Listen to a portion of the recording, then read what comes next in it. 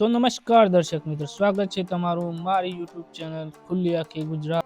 આપણે જે મંદિર બતાવવા જઈ રહ્યા છીએ એનું નામ તમે સાંભળ્યું જ હશે, શામળાજી કાળિયા ઠાકરનું મંદિર, જે અરવલ્લીમાં નેશનલ હાઈવે 8 પર મેશ્વો નદીના કિનારે. તો વાત છે આ પ્રસિદ્ધ મંદિરની કે તેનું નામ શામળાજી કેમ પડ્યું. તે જાણવું હોય તો વિડીયોમાં અંત સુધી બન્યા રહો.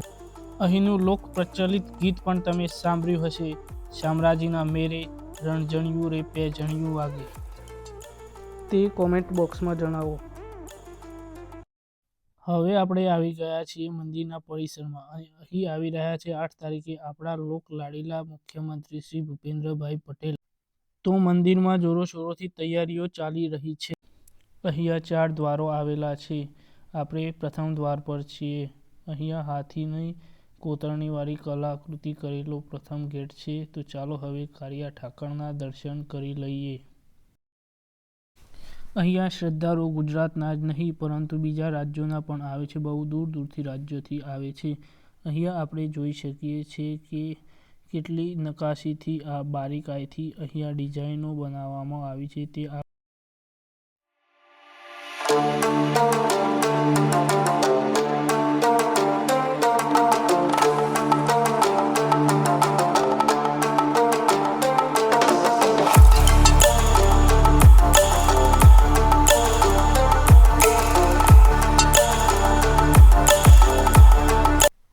અહીંયા ભગવાન શ્રી કૃષ્ણ અર્જુનને ગીતાનો જે બોધપાઠ આપી રહ્યા છે તે કલાકૃતિથી અહીંયા દર્શાવેલું છે.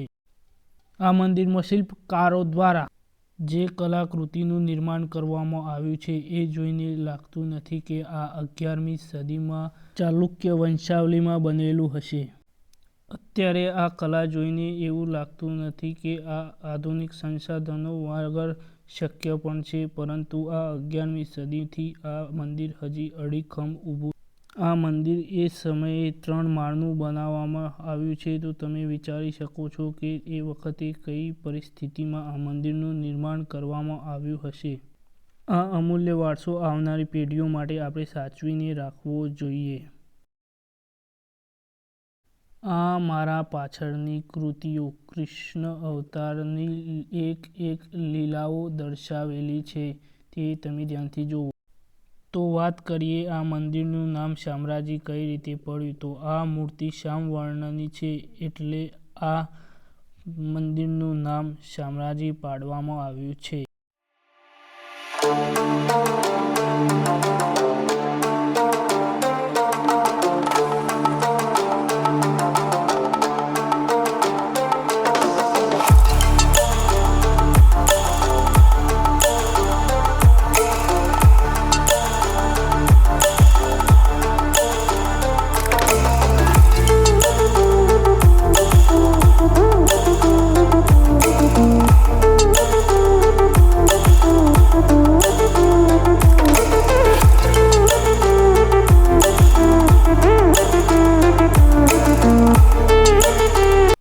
તો દર્શક મિત્રો, વિડીયો ગમ્યો હોય તો લાઈક કરો, શેર કરો અને આપણી ખુલ્લી આંખે ગુજરાત ચેનલને સબસ્ક્રાઈબ કરવાનું ભૂલતા નહીં.